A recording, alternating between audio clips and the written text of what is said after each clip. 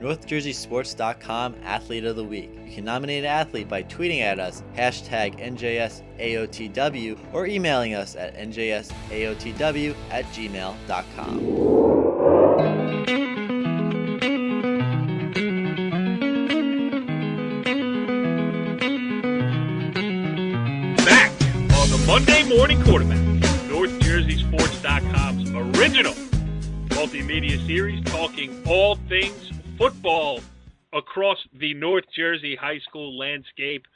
This is Season 4, Episode 5. I am Corey Doviak, and I am down a couple of experts this week. So I'm going to have to lean on the guy in charge, actually, the head NorthJerseySports.com football insider. He is Jimmy Avatable. What's up, Jimmy? How's it going, Corey? Everything is going good. Now, Brian Carr, the usual third man here, he's traveling, sending photos from Wrigley Field. I guess he's in Chicago today, so he's unavailable. But he did leave us with some clips. We got some audio from Don Bosco Prep's big win over St. Joseph Regional this past weekend. We'll get to those later. And I guess the Mike Quick has officially moved on to greener pastures, Jimmy. Boy, it was fun while it lasted.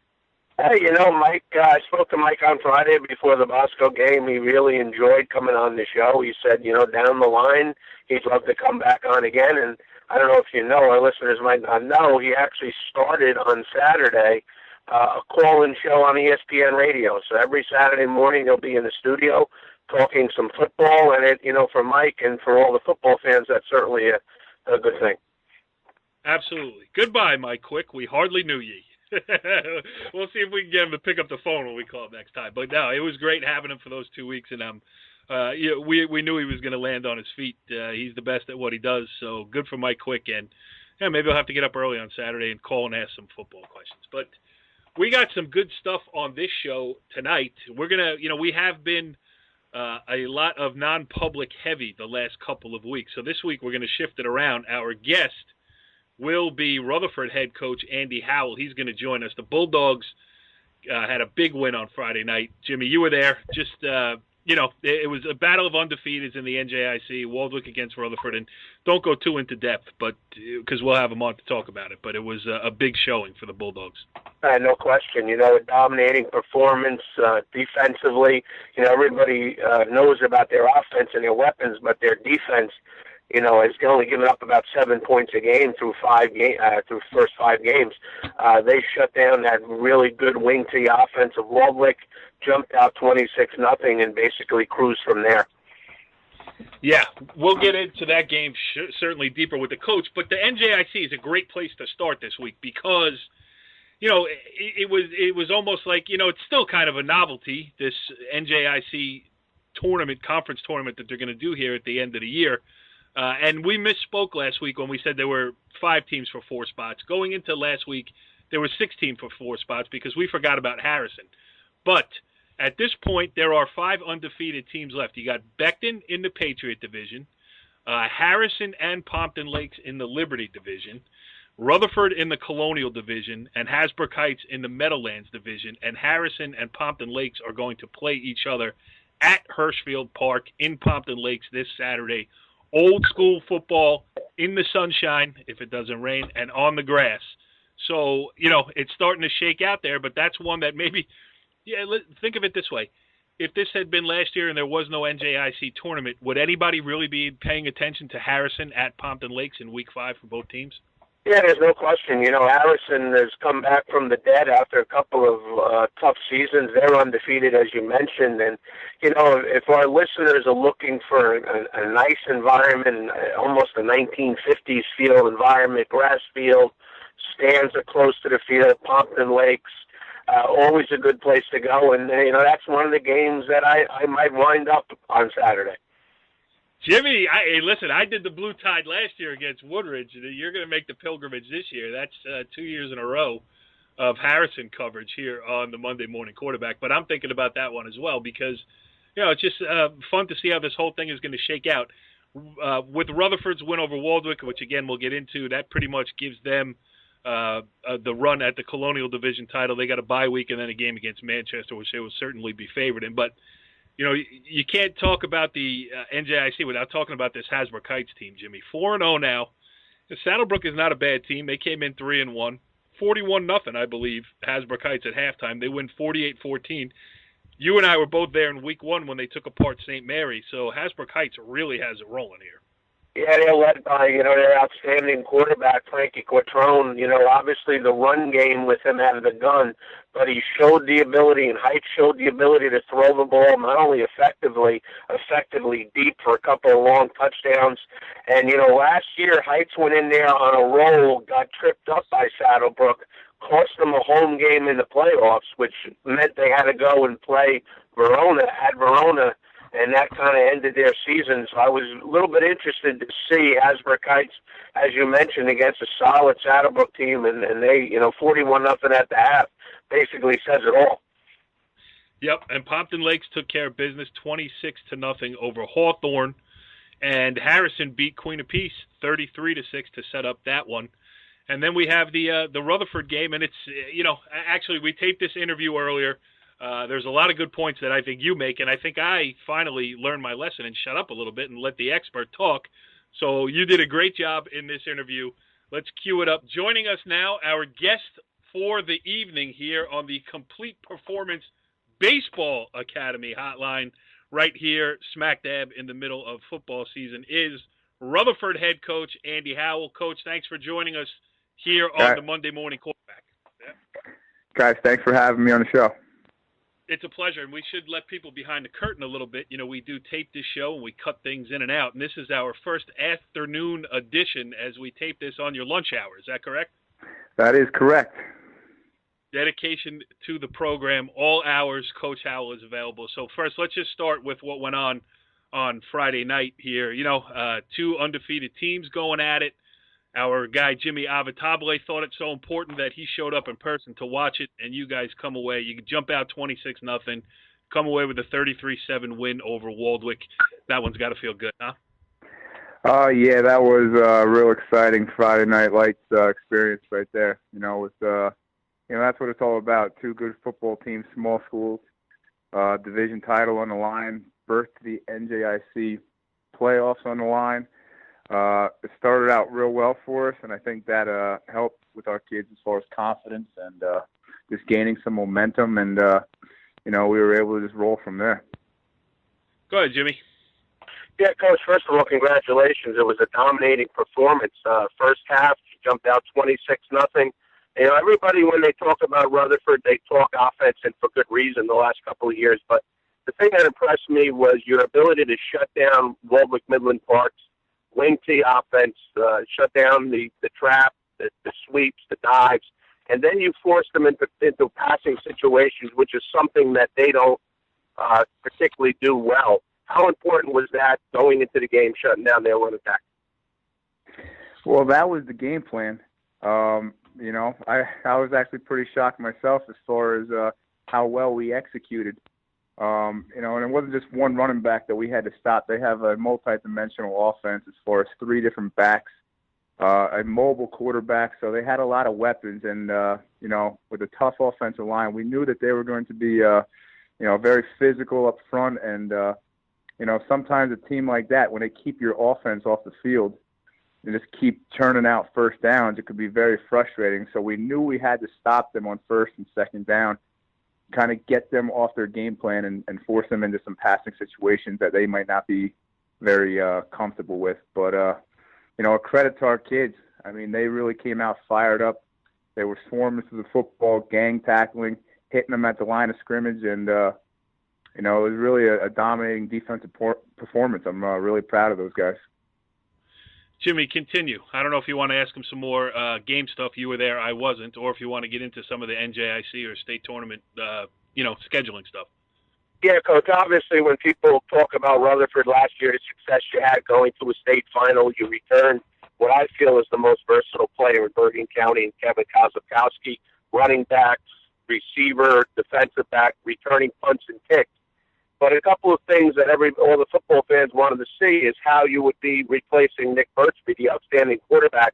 You move in wide receiver Tom Reed, and I'll tell you what, pass the test with flying colors, throwing the ball, the ability to run the ball, give you a second option away from Kevin Kazakowski, and also the offensive line, having to replace 2 or 3 starters up front this year. And again, tremendous job up front. Yeah, well, let me first start by talking about Thomas Reed. First of all, what a great job he's done transitioning into that quarterback position. And obviously we did have, like you said, we had huge holes to fill, but that just shows Tom's versatility as well. Now, he's not a stranger to the position. He actually played in 2 or 3 varsity games as a freshman. As our 3rd-string quarterback, we had to pull him up because Birchby got injured and another kid got injured. So he does have a little bit of experience, but, what a tough kid, what a great kid. He's a pleasure to coach. He's one of those kids who, he corrects his mistakes before you even have to, tell him about it. And he adds a whole nother dimension with his legs as being a mobile quarterback, something that we haven't had. Not to discredit Birchby, obviously. He did a lot of good things for us, but, Tom brings another dimension to the offense as far as running the football. So, he's done a great job managing our offense so far. And the biggest question this year was clearly the offensive line. How are we going to replace those big horses up front? We had to replace 4 out of 5. And, we're very impressed with our offensive line play. Coach Dunn does an outstanding job with them.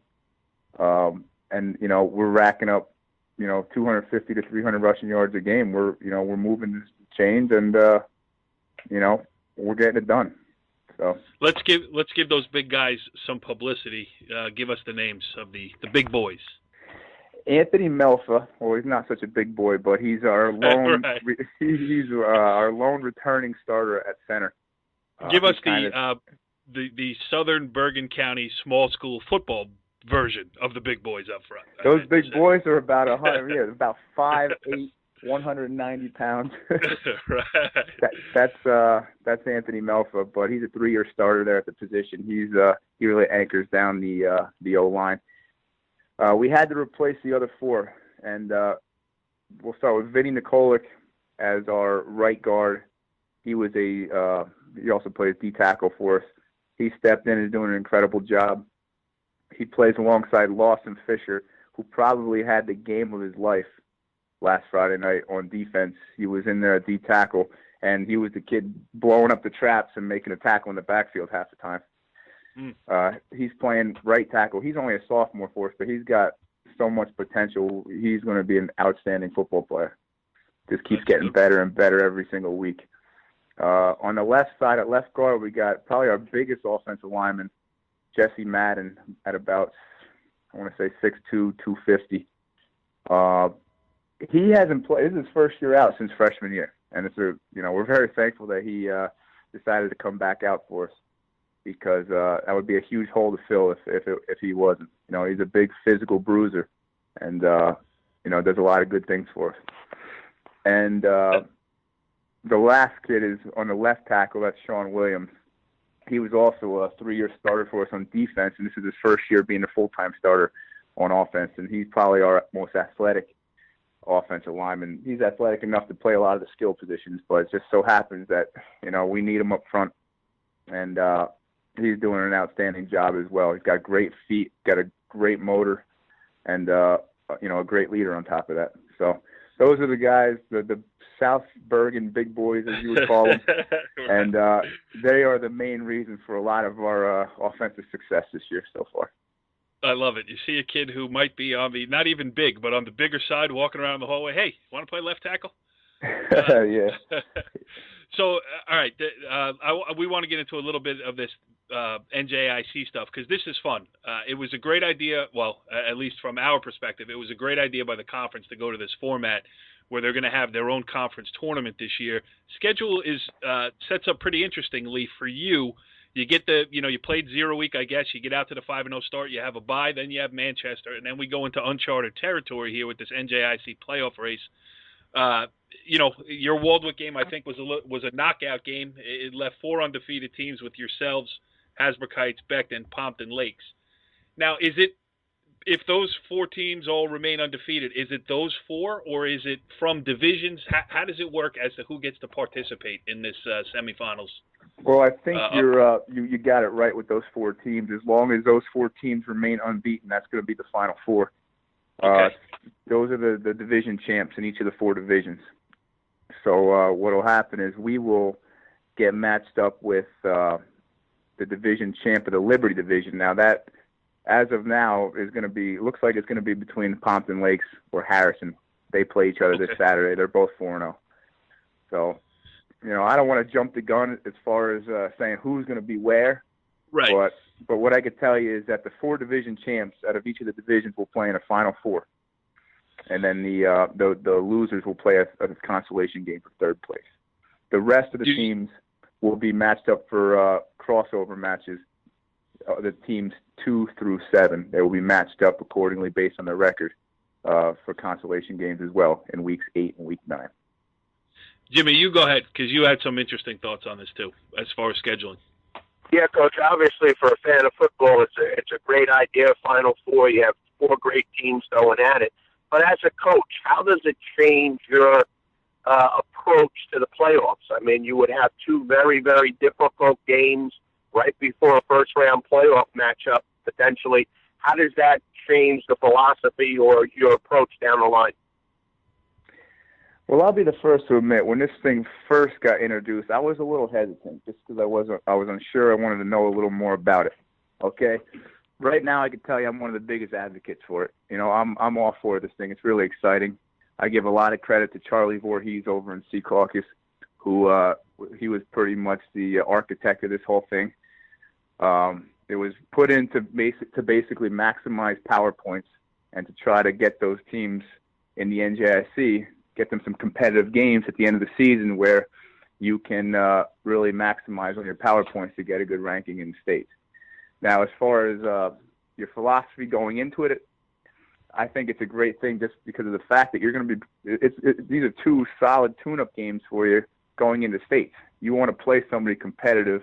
You want to play somebody that's going to, it's going to challenge you, and you obviously want to be playing your best football at the end of the year going into the state playoffs. And if you're playing a weaker team at that time, that could be a momentum killer.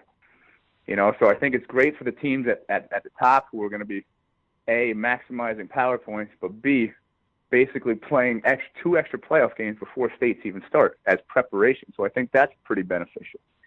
And if you're one of the teams at the bottom of the division, at least you're going to be playing in competitive football games that you could win. So I think it's a win-win for everybody across the board. I agree with you. And also, I will say this. I mean, the state tournament obviously is where everybody wants to be. You play that final game at MetLife Stadium. But, and let's let one play out first before we go making, statements about how the NJIC tournament could be more important. But I'll tell you what, and I'm just picking it based on the 4 teams I have in front of me. If it's Rutherford-Becton in a NJIC final, to me, that's as good as it gets. I'd rather watch that than Rutherford pick your team from out of the area. I think the fans would be more into it, and it'd be bragging rights on that Route 17 corridor. It's going to be a lot of fun. I'm really looking forward to it. Yeah, listen, I totally agree with you. There's a lot of small town rivalry here, a little history that goes back between a lot of these schools in the area, and that we don't get a chance to play anymore. So. Yeah, I totally agree with you there, but, it is pretty exciting. Yeah, well, I don't want to talk small town stuff because, I am a Powell Park High School guy myself, and, yeah, I noticed you did a little damage to him earlier in the season, Coach. It hurts. I got to be honest. Yeah, I apologize. My apologies. But my Tiger pride is unaffected. Last subject we want to touch on you, and I know we appreciate you taking time out of your schedule during the day here to talk to us, but, let's just peek ahead at North 2, Group 2. Only because you guys got to the final game last year. I know it ended in disappointment, but I also know it was a great experience for your kids to be playing in MetLife Stadium. Same cast of characters. There's 3 of you. Rutherford, Hanover Park, and Madison are all 5-0, and then you got the Caldwell, Lenape Valley at 4-1. So once again, this is going to be a stacked bracket just going forward, no matter where you land seating-wise. Oh, no doubt. I mean, we knew that last year. Obviously, the one thing last year, though, it was a little bit of it was unknown territory.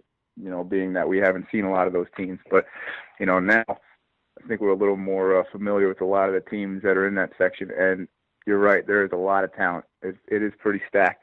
And I don't want to get too far ahead and start talking about that because, our whole motto here is kind of win the day and just worry about, taking one day at a time. But, we know that it's a very challenging road ahead of us if we want to get back to accomplish our goal.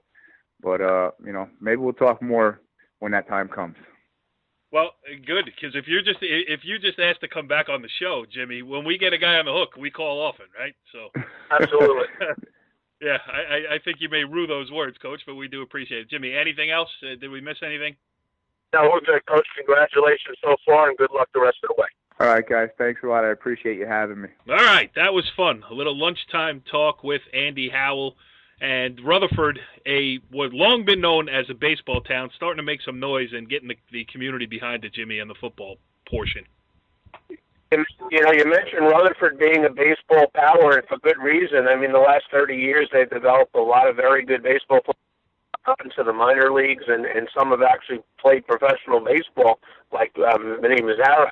But, it's funny, Coach mentioned in the interview of having one of his linemen had not played for 2 years since his freshman year, came out as a senior, and he's helping them. And I wonder if that, that momentum of getting to the finals last year and winning, it's amazing what winning does in the community. It's amazing what winning does in the hallways. Maybe you get another 3 or 4 athletes out now that you probably wouldn't if you were struggling. Yeah, and Jim, do you think that has something to do with the fact of this more equitable and balanced schedule, not just in the NJIC, but everywhere? Scheduling teams, grouping them, putting them in games that they have a chance to win or at least be competitive in, where it takes, I don't want to use the word danger because I'm not talking about the violence of it, but, it kind of puts the fun back in it. Yeah, I mean, certainly. I mean, football, it becomes a difficult situation as a coach and, more importantly, a player if you're struggling. I mean, you lose 3, 4, 5 games in a row, you're miserable for a month of your life. I mean, and this gives you an opportunity. It gives you a reason to get back in the film room on a Sunday and then get on the practice field. And one thing this conference has done is it's matched like teams together. And that's, it's what the NFL calls parity, which they love. And in high school football, you certainly have parity. On the other hand, there are some teams, Corey, that have jumped out to 4-0 and 5-0 records that you really wonder how good a team they are. But you know what? The old saying is the cream rises to the top at the end. So, it's giving some teams that have struggled an opportunity to put some pride back in their program. You know what, Jim? We've been working together so long that you just laid the perfect segue for me because I was curious to see how good Fairlawn really was after their 4-0 start. We had head coach Rob Gentile on the program a couple of weeks ago. He was great. He's doing great things with Fairlawn. And then you look on the other side, they were playing at Northern Valley Old Tappan. And, Old Tappan 2-2 through 4 weeks of the season, coming off a shutout loss against Ridgewood. So it was that, opportunity to see exactly how this whole thing is starting to shake out. Fairlawn with the perfect record, Old Tappan with the pedigree and the tough schedule. And, it turned out that Old Tappan was certainly up to the task. 48-14 was the final. Old Tappan's opening kickoff of the game, they squibbed up the sideline, recovered it, scored, and it was pretty much lights out from there. So, if there was a betting line on the game, I would have said that Old Tappan would have been the favorite, even despite the records and stuff like that. And I think for Old Tappan it was huge. They bounced back from a shutout loss. They put themselves back over 500 for the season. And for Fairlawn, it gave them their first taste of what it actually feels like to play at that level. I mean, we talked about it last week that Old Tappan, it's not fair to, label Old Tappan as a defending champion with all the guys that they lost. But the facts are they are a defending champion. They know how to play at that level. The program does, even if not all the players do. And that was a good win for Old Tappan, you think? No question. You mentioned playing two of the, the power teams in public football, Ridgewood, and we all saw what Ridgewood did to forsake. And, yes. A very competitive game against Wayne Hills, who's flying after their loss to a very good team from Florida. So, certainly they're battle-tested, and as Coach mentioned from Rutherford, you always like to play competitive games because it just matures you. It gets you ready. And Fairlawn, hey, listen, tremendous job getting the 4-0. They got their measuring stick. They got to work a little harder. There are 3 games down the line for Fairlawn, which they would be the favorite going into. Obviously, the game has to be played, but if they continue to get better, they can be looking at 7-1 into the playoffs. At Kearney, at Dickinson, and at Eastside. I have some sound from this game here. I'm going to start with Fairlawn head coach Rob Gentile. Just his reflections, first loss of the season and the state of his program. But I will say this, before I get to this. Second quarter, wheels were coming off a little bit. Kids were a little bit snippy with each other. This Fairlawn team has not been in the situation where they were, getting run over a little bit. And you love to see this. Rob Gentile called the timeout, pulled all those guys over and said, listen, stop fighting amongst yourselves. This is a test of our character. This is a test of our credibility, and you can't be out here screaming at each other. We're playing an opposing team. It really was. I was standing next to Fairlawn Athletic Director Corey Robinson, and I don't think he'd mind me saying that he thought that was a great job and well-timed by his head coach. So here's Rob Gentile after the game. Your 4-0 start, you came in here and you got your test. Yes, yeah. I mean, feel that way? We definitely got tested. I mean, I'm proud of how our boys responded in the second half. I thought we fixed our character issues and we came out and we played an inspired character and integrity half. So obviously, the first half we'd like to erase. We made a lot of mistakes, and it wasn't our best effort all over the field. Kind of the first taste of this level of football. I mean, that's playoff competition. That's state championship competition. If that's where we're going to be, I mean, obviously we're not there yet. We aspire to be a team like that, and I mean that putting us out there and being able to see them move around and do the things we do, it definitely tested us, and it made us check our integrity and character. And I thought in the second half we were able to do some things more likely of who we are. You think you'll find some positives in here to move forward? No matter win or lose, you're never too high or never too low. I mean, there's always positives on the film. Obviously, there's a lot of negatives, and the most negative being the score, because that's one of the ways we measure success. So that's just how that goes. One of the stupidest questions I've ever asked. I don't even know why I left that on the tape. You're measured by the score, dummy. But I thought it was a great job by Rob. Just keeping control of his program here, and I think they're going to be fine going in the next 3 weeks. On the other side, it was not, I don't want to say it was a deep breath moment for Brian Dunn, because there's a lot to play for here still for Old Tappan. They had to snap their 2-game losing streak.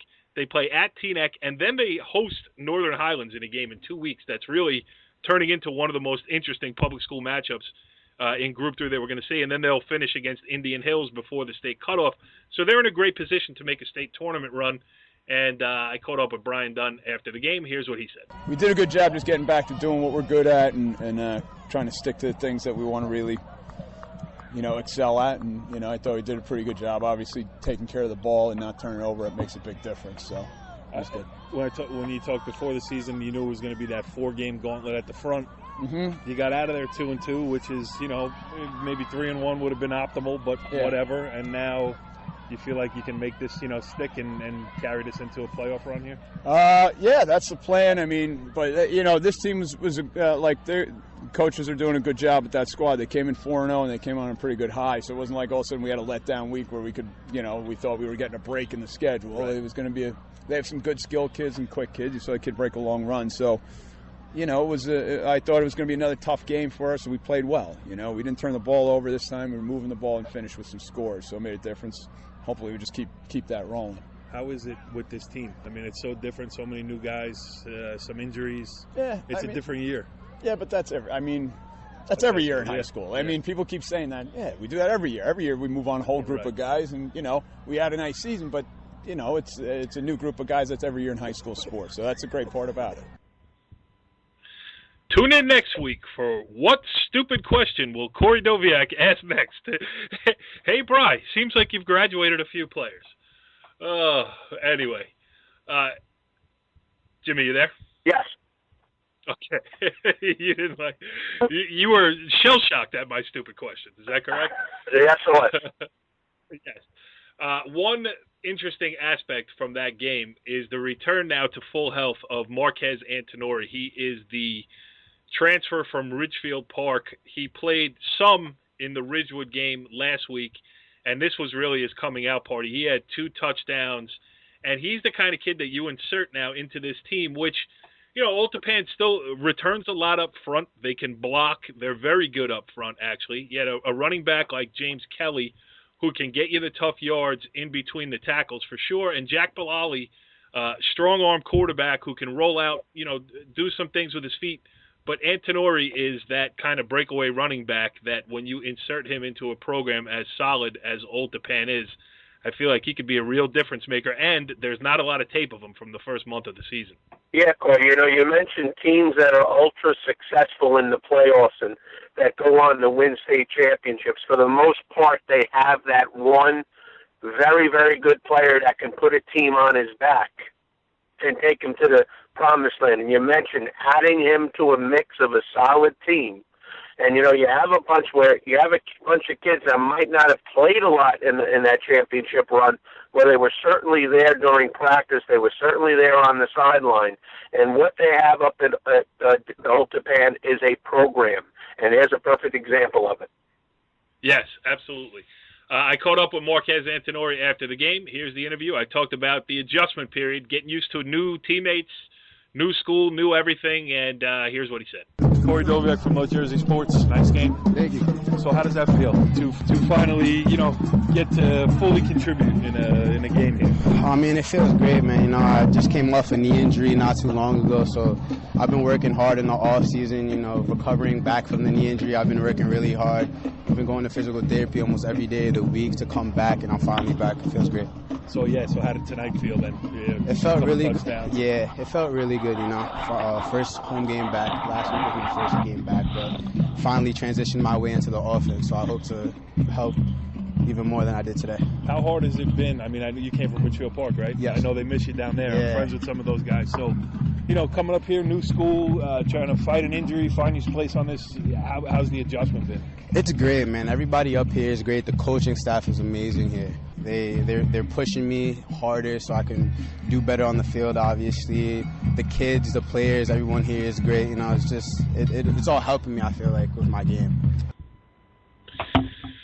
All right, Jimmy, before we leave Old Tappan, I do have to give you an update on the Northern Valley Regional High School at Old Tappan freshman team. I was talking to the freshman assistant coach on the sidelines on Friday night, and, I said to him, I want to have an interview with you before you leave here tonight.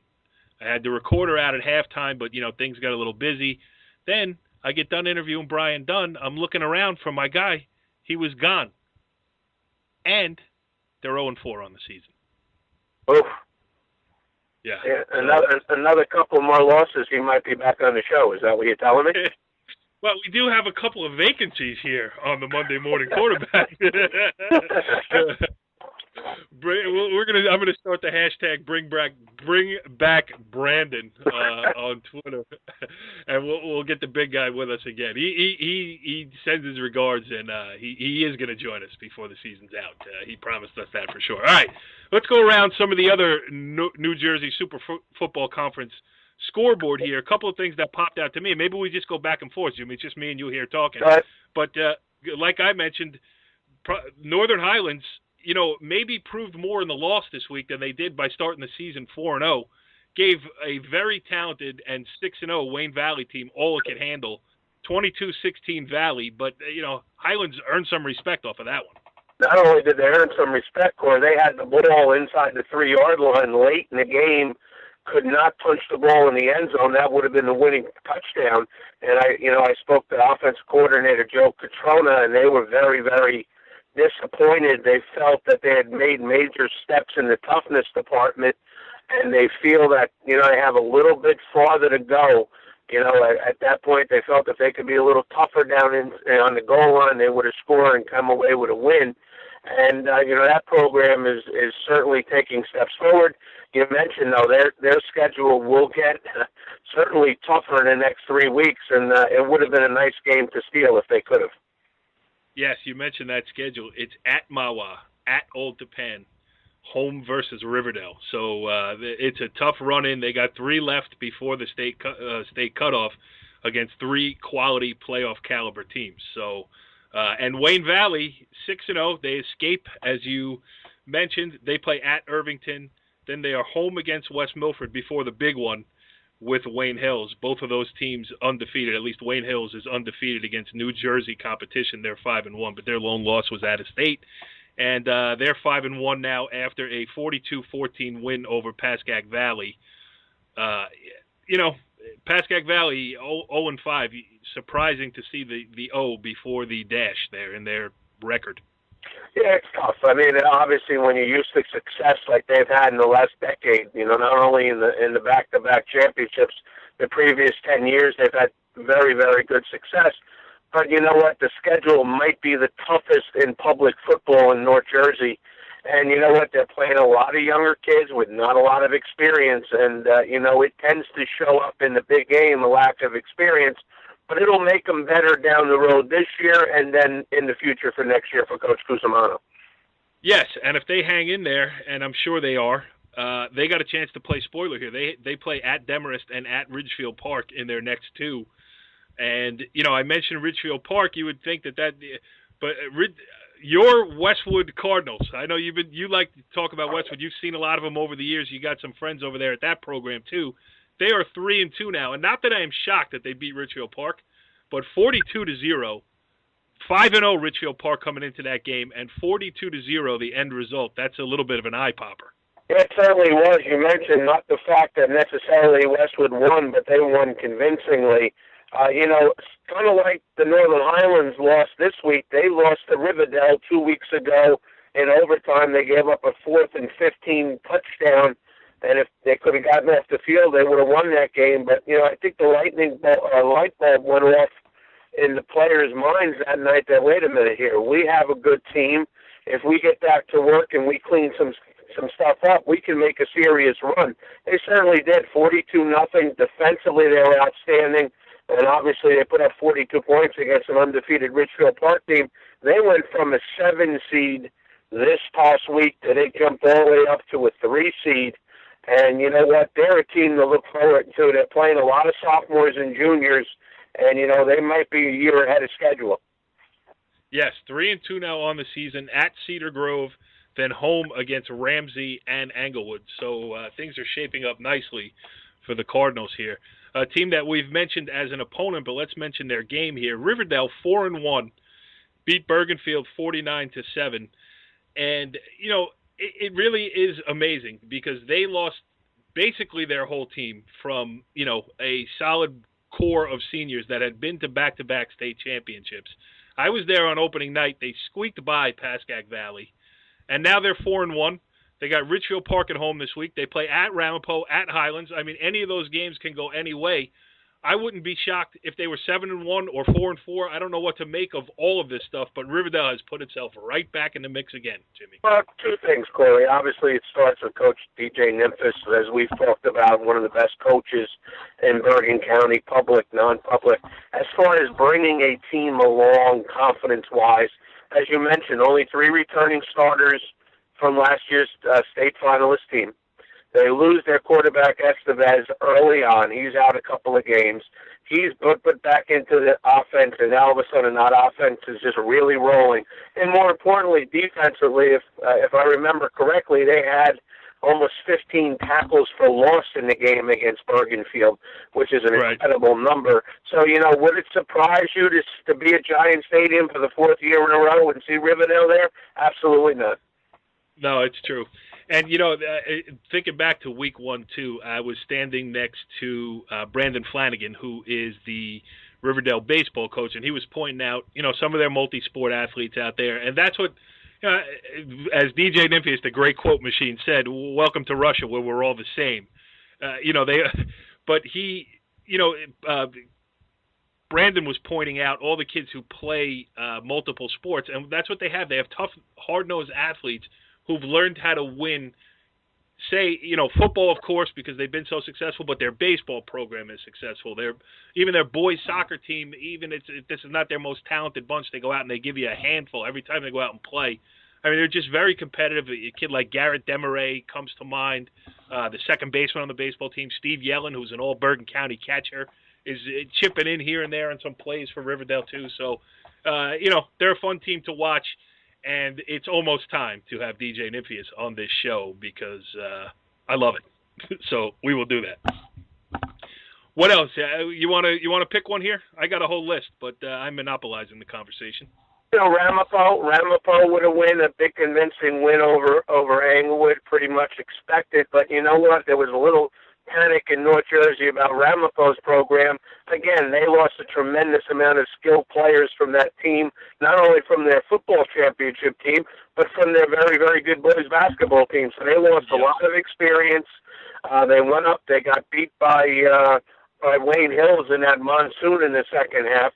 And, you could see them starting, again, Coach Drew Gibbs, another very, very good football coach who's didn't panic, continue to go back to work, and now they seem to be back on track. Yes, it's no coincidence that the teams that seem to be good every year have very good coaches who have been at their schools for a very long time. I mean, Brian Dunn, Drew Gibbs, DJ Nymphius. That's just the way it's done. You got to put your time in, and it takes time. You can't rush that kind of thing, and that's, going back to a guy like Rob Gentile. He's trying to build that momentum and that confidence that when, hey, we can lose everybody, but we were still going to put on the same colors next year, and we're going to go out and expect to have the same kind of success. Absolutely. That starts from the junior program, and you mentioned those three programs. Those junior programs are excellent. Those kids are prepared when they walk into high school.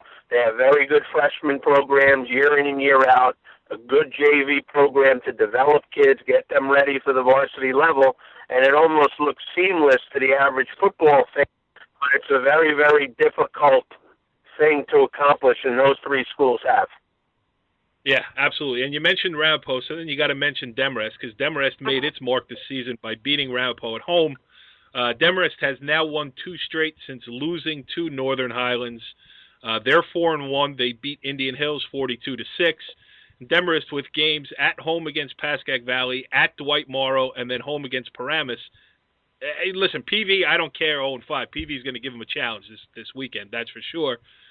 They will be the favorite against Dwight Morrow and Paramus, so Demarest looking pretty good for a playoff spot too here, and that's a great accomplishment for them. There's no question. That's one of those teams we talked about.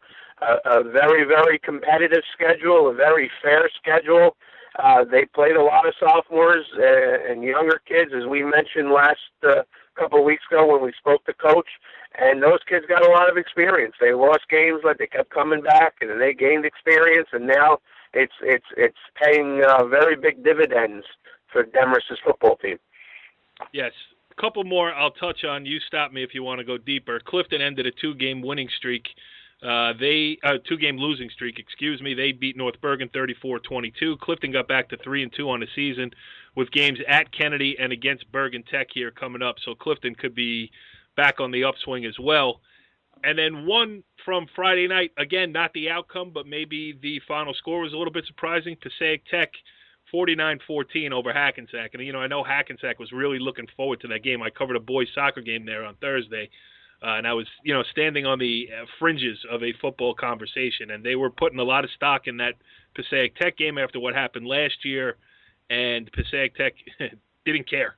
49-14, they're 4-1, and they're going to run they got at Passaic and then Eastside, and then a great cutoff weekend football game, on the cutoff for the state playoff, Passaic Tech at Ridgewood, but the Bulldogs are looking pretty good.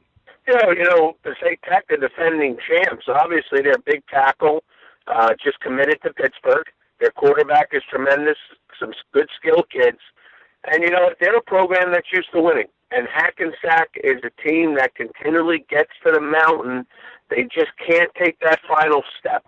It just seems whenever they just to get there. They slide down, but you know what? There is still work to be done. I mean, that section appears to be a little bit more open than we thought a couple of weeks ago with Montclair's loss at Union City, which was a shocker. You know, with that Passaic Tech Ridgewood game might go a long way, because whoever wins that game might be able to stay away from that talented Montclair team into the final, and that, you know, that's going to be a very important victory from both teams 2 weeks from now. Yeah, but you don't want to be playing Union City either. They did their best University of Michigan impersonation this week. They beat Eastside 76-0. Yes.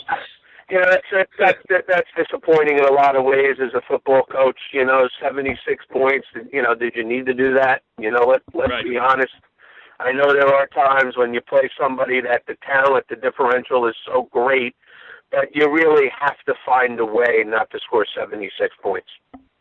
You can run the ball out of bounds when you get the corner. That's for sure. Yes. Interesting one here. Hanover Park, not really in our coverage area, but they're 5-0, and they handed Mawa its first loss of the season, 36-29. Sounds like that was a good one. Mawa hasn't lost a game in a while. They're the defending North 1 Group 2 state sectional champions. They fall to 4-1, and they got a tough route finishing out the season too here, or at least finishing up to the cutoff. They play at Northern Highlands this week, then at Lakeland and at Ramsey. And Ramsey doing well. We'll get to that. But Mawa, I'm not shocked that they lost to a good Hanover Park team. And, you know, maybe that's just what Jeff Remo needs to point them back in the right direction. Yeah, you know, as you mentioned, Hanover Park is going to be sitting in Rutherford's bracket. We mentioned that earlier. A very, very solid team. They outscored Mawa 14-0 in the fourth quarter to come home with the victory. And, you know, sometimes, you know, you have a winning streak going there. Maybe you think things come a little easier.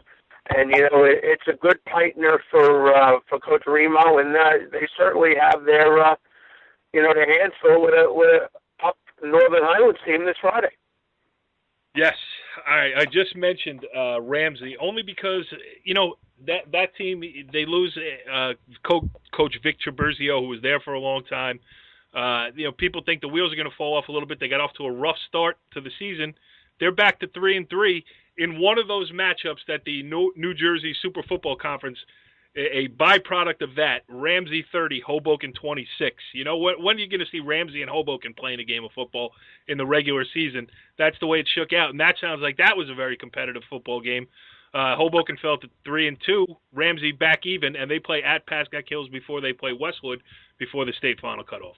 You know, Ramsey's another one of those teams the last couple of years. You mentioned 2 years ago when Westwood, you know, had won the previous state championship. They were undefeated. They went into Ramsey. It's always a tough game. Ramsey plays very good defense. If you look at their scores this year, they've been certainly very, very competitive. You know, they could be a couple of games over 500 with a couple of bounces their way. And if you have Ramsey on your schedule the rest of the way, that's not an easy way. That's not an easy way to go. Yeah, Ramsey's losses were at Richfield Park 21-7, home against Pequannock 13-6, and home against Verona 7-6.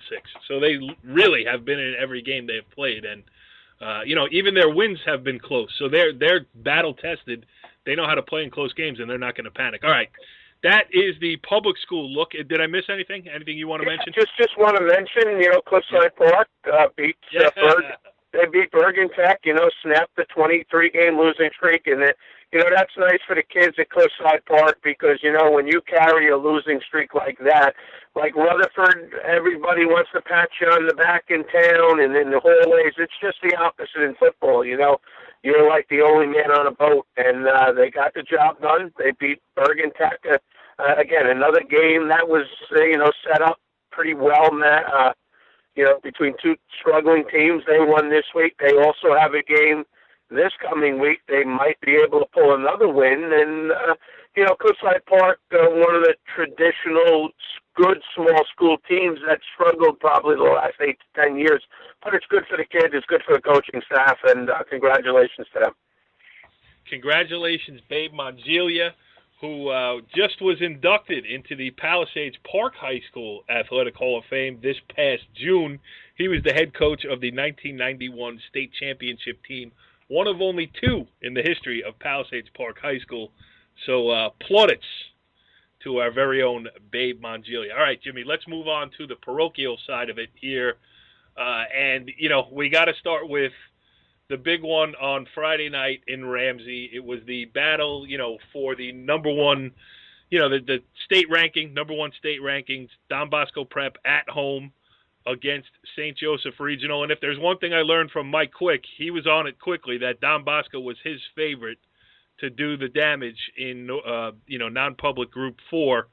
And, 0-3 start against all competition from outside of New Jersey. When is Coach Toal going to get his 300th win and all these, outside factors. And you talk about people jumping off the boat at 0-3. All of a sudden, they're 3-3, and they looked pretty darn good against what we know is a very good St. Joseph Regional football team. We talked a couple of weeks ago about their game against the Toal possibly being their season, possibly going 0-4 with a loss or with a win, going 1-3 and getting the train back on the tracks. I tell you what, a lot of people want to talk about Coach Toal and the parochial coaches about having a tremendous amount of talent and basically throwing kids on the field. Well, how about coming back from an 0-3 start when people expect you to be nationally ranked?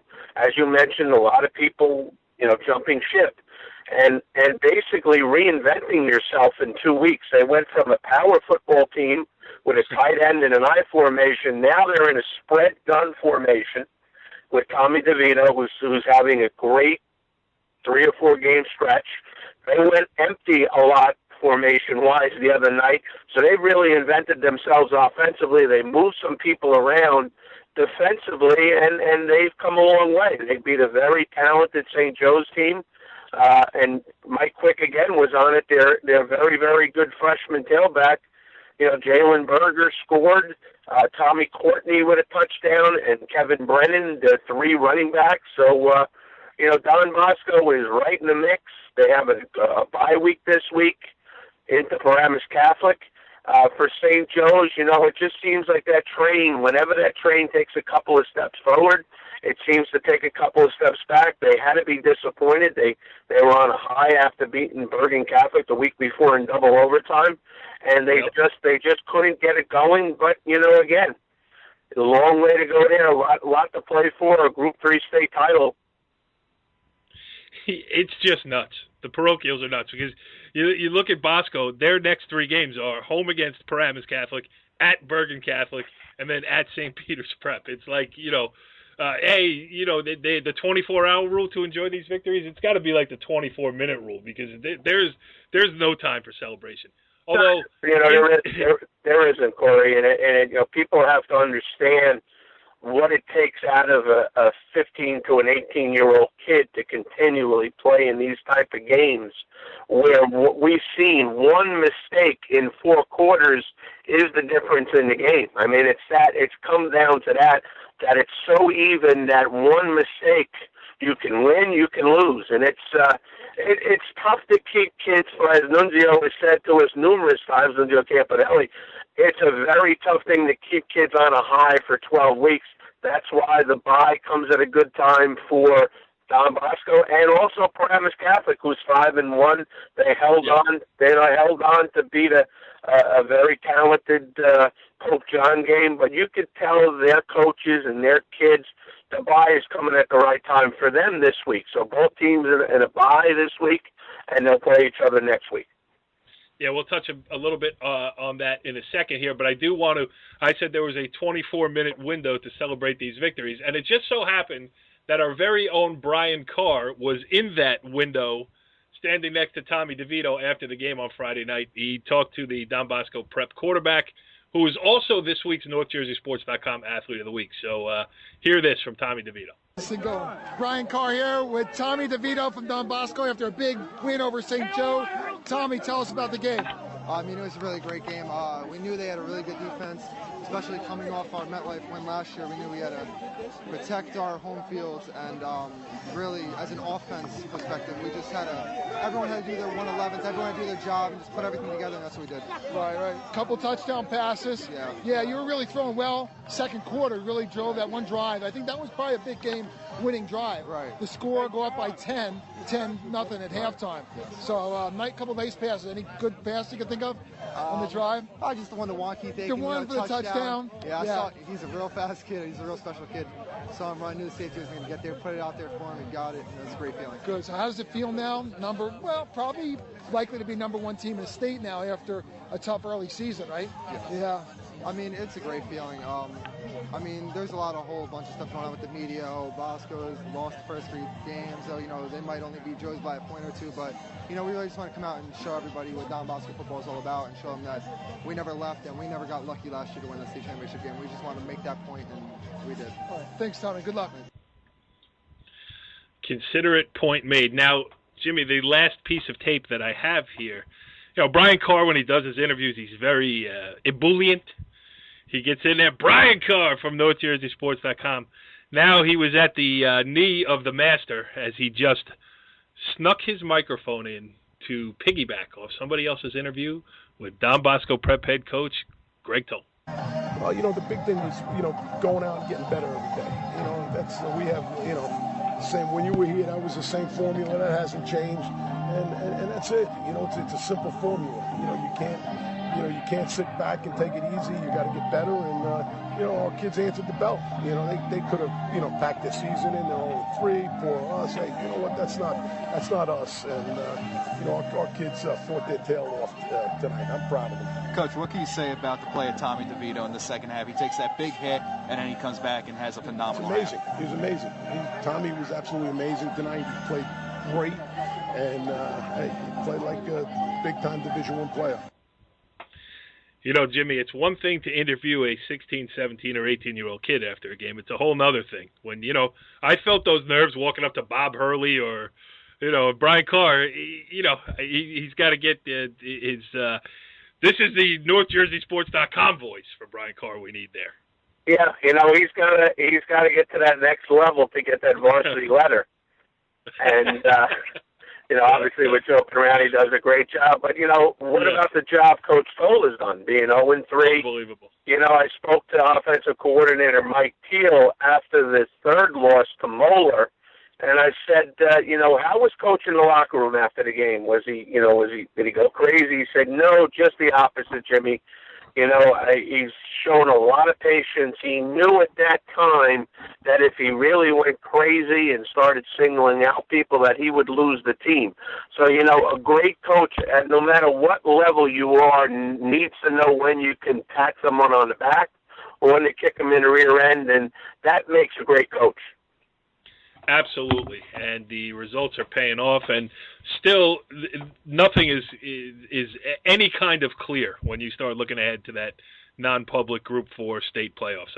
Any team can win it, and it's certainly going to be interesting. You touched a little bit on that Paramus Catholic's 33-28 win over Pope John. Paramus Catholic now 5-1. You said they have the bye, but that's the crazy thing. You think Pope John, not to disparage them at all. They went to a state final a couple years ago against St. Joe's in the non-public Group 3 game I was at. They're a very good program, but for Paramus Catholic, maybe you feel like, hey, we're not playing one of the other big boys, and you can't take your foot off the gas for even 1 second. They got out of there with the 33-28 win, but don't look back because somebody is gaining on you. Yeah, we mentioned before, it's almost that in my opinion, obviously being around the program a lot, I felt that it was a perfect time now for the bye. In my opinion, these teams are going since June 10th pretty hard. So, I thought the meter was almost on E going into that game.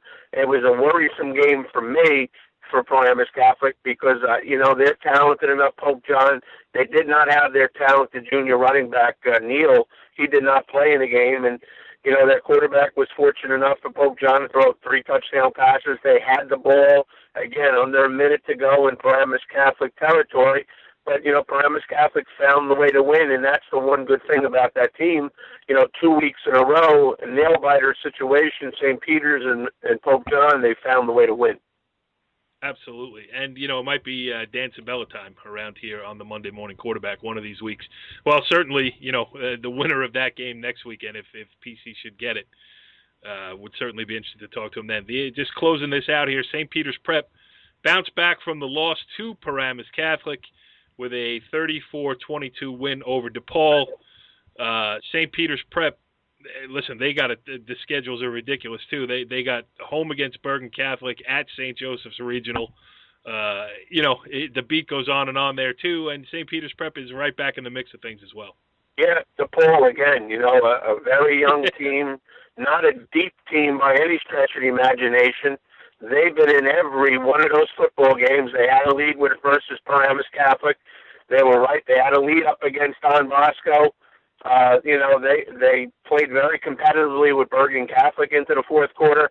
I mean, they're a team with, you look at the record and you say, not a good team. A very young team, a very talented young team that, if they can stay a little healthy, they can make a run in the playoffs. Yes, and they're through their gauntlet. I mean, non-public Group 3, it's going to be probably St. Joe's and DePaul. I mean, listen, St. Joe's it's not a layup in that bracket this year. And then you got, for DePaul, they're through the gauntlet. So they got Del Barton this week, then they're at Seton Hall Prep, then they're home against Pope John before they finish against St. Joseph Regional. They could get back to 4-4 here before the state cutoff, get their seed in order, and be a very live entrant into that bracket, which is crazy for when you look at put it this way, probably the best 1-4 team in the last 20 years in North Jersey for sure. And Bergen Catholic had a bye last week. They are at St. Peter's Prep on Friday night. Jimmy, did we miss anything on this edition of the Monday Morning Quarterback? No, I think we did a pretty good job covering the whole spectrum, and it's just amazing to me how fast the season's going. I mean, some teams are already through 5 weeks, some teams are through 6. Next thing you know, it'll be playoff time. Absolutely. We got to get the big guy back involved here. We will have Brian Carr back from one of his various adventures. Thanks for joining us this week, and we will see you again next week on the Monday Morning Quarterback. Follow the leader.